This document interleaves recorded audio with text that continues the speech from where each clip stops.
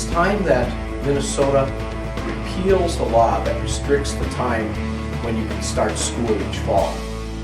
In 2009 and 2010, we have a particularly late Labor Day, and as a result, the after Labor Day start restriction is going to cause us to be starting school either on September 7th or in the following year on September 6th. There are many arguments about why we should be able to start the school year earlier. One of them being that the time in the fall is much better educational time than the time late in the spring. And a second argument is that we are now finding more and more of our high schools doing partnerships with the technical colleges to give our students vocational training. And the technical colleges start late in August. All that said, it's a year when we need to be putting pressure on the legislature to give us more flexibility on school start times. But we need your help. There are two things that we really need to accomplish. One is to have the lobbyists for public education put pressure on the legislature at the Capitol.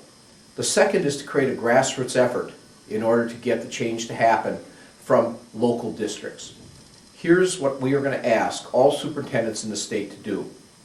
We'd like you to create two calendars for the 2009-2010 school year. The first calendar should start on September 7th, that's the Tuesday after Labor Day, and end wherever it ends, sometime in early June, mid-June. Create a second calendar, start it a week earlier on the Monday prior to Labor Day, and have it end a week earlier.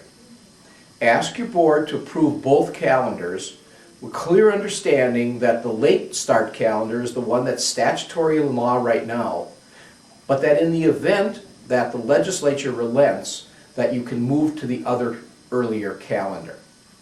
Secondly, share the two calendars with the parents in your community and ask them for their opinion. You might want to use some type of a survey. We're very interested in knowing what percentage of the parents support an earlier start versus a later start. Our early indications in some tests that we have run show us that over 70% of parents prefer the earlier start to the school year.